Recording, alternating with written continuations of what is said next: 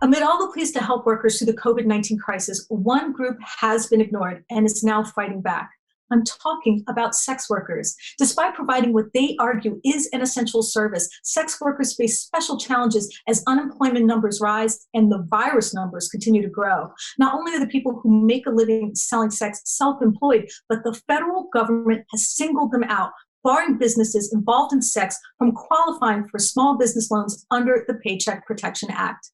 And even now, as jails have become a hotbed for the spread of the novel coronavirus, police keep making arrests and people sit in jails for victimless crimes like sex work and continue to wait for release while exposed to a deadly virus.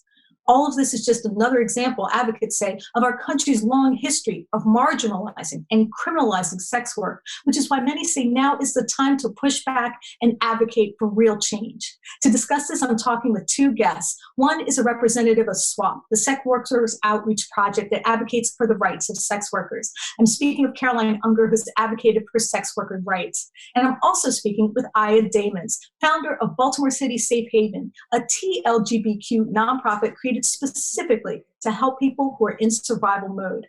Thank you both for joining me. Thanks for having us. Thanks for having me as well. So tell me about some of the pandemic regulations and problems that sex workers are dealing with that are different from people in other service industries. Yeah, so depending on what aspect of sex work you're working in, it affects you differently. People that are working on the street literally cannot stay at home if they want to make an income. Exactly. And also some, as we've grappled with in Baltimore City a lot, don't have homes to go to. A stay-at-home order doesn't work if you don't have a place to stay at home. Also, in general, the pandemic regulations, depending on the state or federal level, so massage parlors and strip clubs are all closed like other service industry, but strip clubs are also treated differently in terms of the small business bailout, right? So like in the Federal Care Act, businesses that are deemed prurient are not eligible for small business loans. So long-term for some people that are working in strip clubs, they may never reopen. So, and Caroline or Aya can answer this question. What do you say to people that might say, well, your line of work, referring to sex work, is illegal or harmful, and this is your opportunity to change your line of work? How would you respond to someone who said that?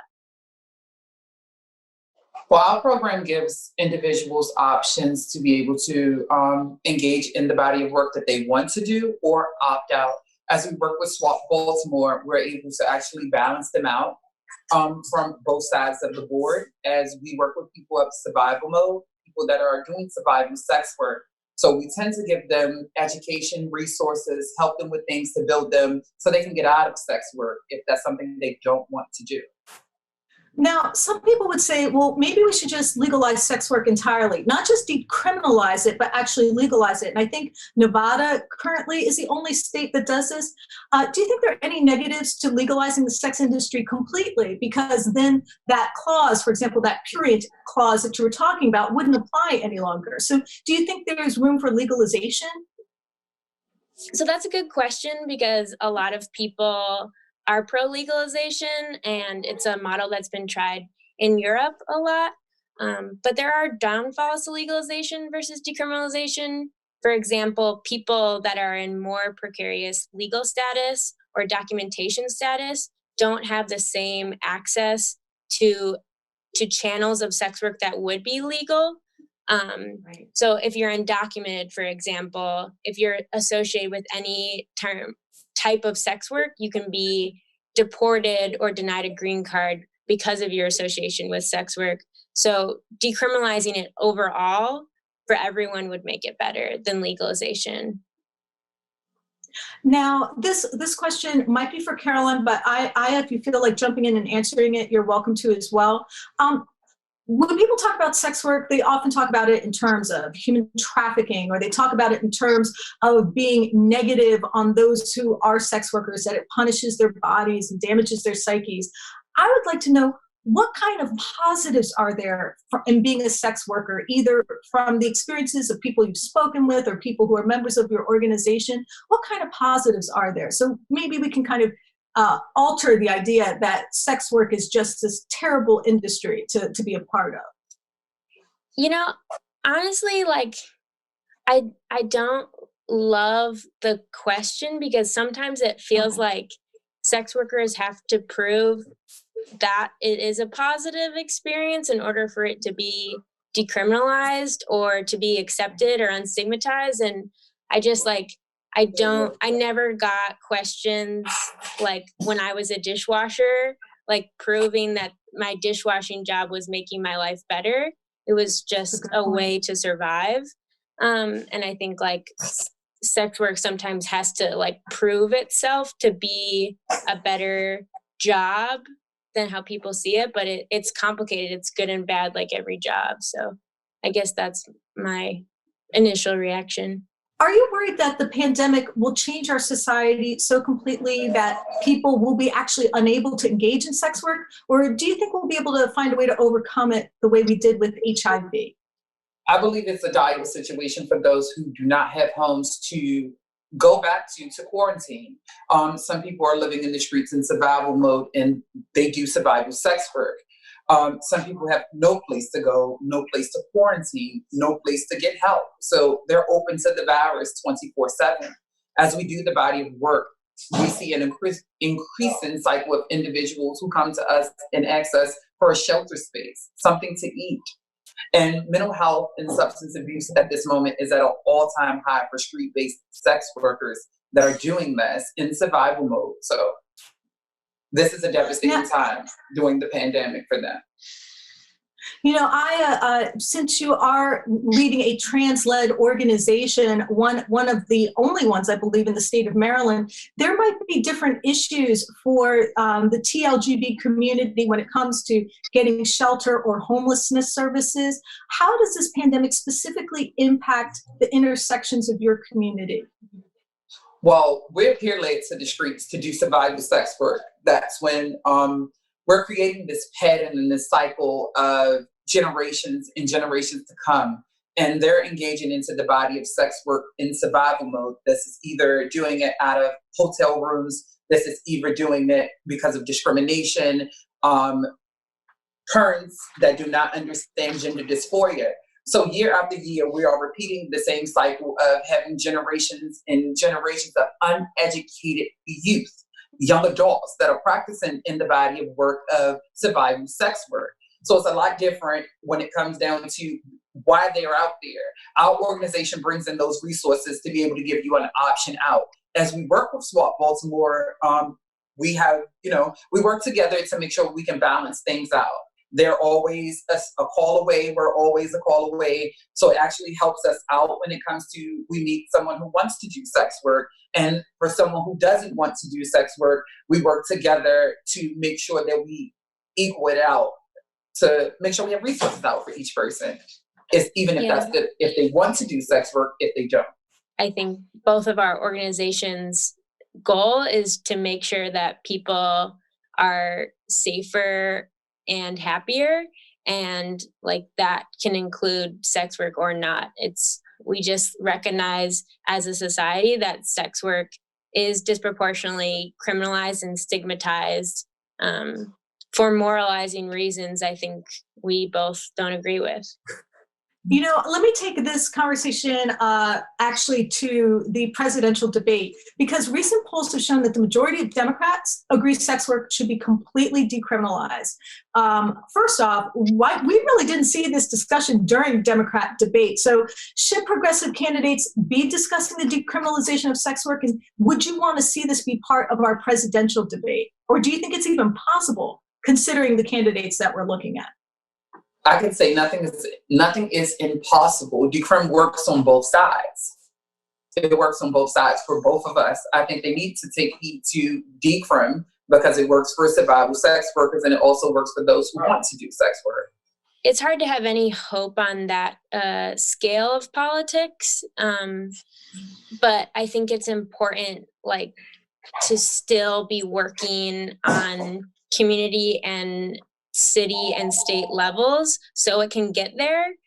The candidates I don't trust with their ability to deal with sex work, but I have seen a lot more headway on the community and city level to start understanding decriminalization as a better option for people that are in survival mode. Like, for example, Councilman Burnett has made a ton of progress in trying to understand the benefits and the drawbacks of legalization and decriminalization. And no politician is perfect, but I can see more city officials sometimes trying where I don't even see the attempt from Biden or Trump. It's an excellent point. I've definitely seen more progress on our local level than I have on a national. And speaking of local level progress, our police department in Baltimore is currently under a consent decree because of its incredibly unconstitutional, sexist, racist, and biased practices. And as I'm sure you can imagine, their interactions with sex workers have been heavily and justifiably criticized. What have you heard in relation to sex workers and law enforcement in the U.S. right now? And is there a way that law enforcement can actually help sex workers as opposed to target them? Well, I have came across some individuals who thought that sex work was being a person who was sex trafficked, and I had to make that clear that the messages are different. They're not the same. I can see that Baltimore City puts a lot of pressure on sex workers in the areas of where trans individuals do the body of work. A lot of times they are coercing our girls to do sexual favors or acts, not to be arrested. So it's a lot that the city can do to help our girls out, other than, trying to coerce them to do sexual acts, or, work with sex worker-led organizations to help out to change things. Yeah, I totally echo everything Aya said. And I think what's interesting, about right now is that Mosby announced that she's going to stop prosecuting prostitution arrests because they deem no threat to public safety. What's hard about that is that police still have discretion in arresting people. So police can still arrest people even if it won't be prosecuted. But it begs the question, if it has no threat to public safety, then why is it continuing to be criminalized? Exactly. And that really is the question. Now, my last question for both of you would be, what are some ways that we as voters, as everyday citizens, and friends and family of sex workers, how can we help them and support them right now? What can we do? Understanding that they have no place to go at this moment is great, to give them an opportunity to have food. Give directly to those people that are affected by the pandemic, that are doing sex work of any kind at this moment. Make sure that you understand and give them things to say at the end of the day, that you care and we understand your choices is your choices. Totally. And I think, in the midst of this crisis, I think both of our organizations have seen an increase in violence and chaos for a lot of people's lives, but also ruptures create an opportunity for hope and mutual aid in the community. For example, Baltimore Safe Haven and SWAP have raised over $9,000 for direct relief for sex workers. That's wonderful. And that's been very inspiring. So just to be able to show up materially and support the people that are already doing the work.